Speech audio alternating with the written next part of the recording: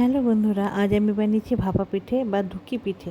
আমাদের বীরভূমে এটাকে ধুকি পিঠে বলে। এর জন্য প্রথমেই আমি 3 কাপ পরিমাণে আতপ চালের গুঁড়ো নিয়ে নিয়েছি।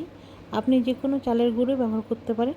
আমি এটা প্রেফার করি কারণ এর মধ্যে খুব সুন্দর একটা সেন্ট আসে। মা আমাদের সবার জন্য বানিয়ে রাখে, আমরা শীতের আগে নিয়ে আসি আর বিভিন্ন রকম পিঠে বানিয়ে খাই। এভাবে করে প্রথমে আমরা শুকনো চালের আটাটা মোটামুটি হাফ কাপ পরিমাণ জল লাগবে একটু নরম করার জন্য, যেন খুব বেশি যেন আবার নরম না হয়, আবার খুব বেশি ঝরঝরে হয়ে থাকলে পিঠেটা ভালো হবে না। তারপর আমি এগুলোকে ভালো করে চেলে নেবো, যেন ছোটো ছোটো হয়ে যায়, দলা পেকে না থাকে, নাহলে পিঠে ভালো হবে না। এভাবে করে আমি একটা ছাঁকনি দিয়ে, আপনি যে কোনো চালনি দিয়ে আপনি এটা চালতে পারেন, চেলে নেবো। আস্তে আস্তে আমি এভাবে সমস্ত যে আটাটা ছিল সেটা চেলে নিয়েছি। আমার চালা শেষ। এখন আমি নারকেল আর গুড় রেডি করে নেবো। মোটামুটি এভাবে করে নিয়ে তারপরে আমি একটা নারকেল ভেঙে অর্ধেকটা কুড়ে নিয়েছি। আর ঠিক একই রকমভাবে গুড় নিয়ে নেবো, খেজুরের গুড় ব্যবহার করব। এই সিজনে খুব ভালো যায় খেজুরের গুড়, তাই এটাকেও আমি এভাবে এভাবে করে আমি গুড়টাও রেডি করে নিয়েছি। গুড়টাও এভাবে লাগবে, নারকেলটাও এভাবে কুড়িয়ে নেবো। দুটোই হয়ে গেলে মোটামুটি আমার প্রিপারেশান রেডি। এরপর আমি একটা প্রেসার কুকারে জল নিয়ে নেবো একটু গরম করার জন্য, আর এর সিটিটা খুলে নিয়ে এটা আমি বন্ধ করে এটাকে ফুটতে দেবো। এরপর শুরু করব পিঠে বানানো। এর জন্য আমি নিয়েছি দুটো ফানেল।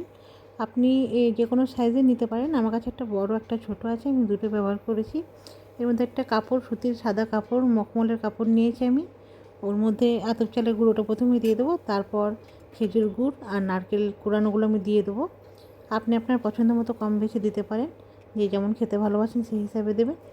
এরপর আবার চালের গুঁড়ি দিয়ে এটাকে আমি ঢেকে দেবো। এটা হালকা হাতে আমাকে এভাবে একটু হালকা করে চেপে নেবো, যেন এটা সেট হয়ে যায়। এভাবে করে ঢেকে দেবো। কাপড়টা ভিজিয়ে নিতে হবে এবং এটা ঢেকে দিতে হবে ভালো করে।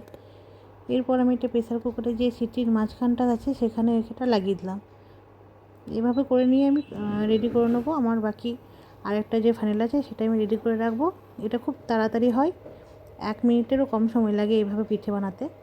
আমি এটাও রেডি করে নিয়ে ওটা নামিয়ে এটা যেন দিতে পারি সে প্রিপারেশন করে রাখবো। ঠিক একইভাবে আমি আগেরটা যেমনভাবে করেছি সেইভাবে এটাকেও রেডি করে নিলাম। একটু খেজুর গুড়, নারকেল কোড়া এবং উপর থেকে আবার চালের গুঁড়ি দিয়ে এটাকে সেট করে রেখে দেবো। এদিকে মোটামুটি আমার এটা রেডি হয়ে গেছে, তাই প্রেসার কুকার থেকে ওটা আমি নামিয়ে নেবো। এই যে কয়েক সেকেন্ড সময় লাগলো, 5 থেকে 10 সেকেন্ডের মধ্যে এই পিঠে তৈরি হয়ে যায়। প্রেসার কুকারে খুব তাড়াতাড়ি সময় লাগে না। দেখতে পাচ্ছেন আমার পিঠেটা মোটামুটি রেডি হয়ে গেছে। এটা আমি খুলে নেবো। একটু বড় সাইজের ছিল ফানিলটাতে, একটু বড় হয়েছে। আপনি যে সাইজের নেবেন সেইভাবেই রেডি হবে। দেখতে পাচ্ছেন খুব সুন্দরভাবে সেদ্ধ হয়ে গেছে। আর এভাবে করলে সময়ও লাগে না, আধ ঘন্টার মধ্যে মোটামুটি 10 থেকে 15টা পিঠে আপনি অনায়াসে বানিয়ে নিতে পারবেন। 15টা রেডি করা ছিল সেটা দিয়ে দিলাম। একই রকমভাবে আমি ওটাও রেডি করে নেবো। এভাবে করেই অপর পিঠেগুলো বানিয়ে নেব। হয়ে গেছে আমার পিঠে। খেতেও অসাধারণ, দেখতেও অসাধারণ ভাপা পিঠে বা ধুকি পিঠে। আপনাদের ওখানে কী নামে পরিচিত বলবেন।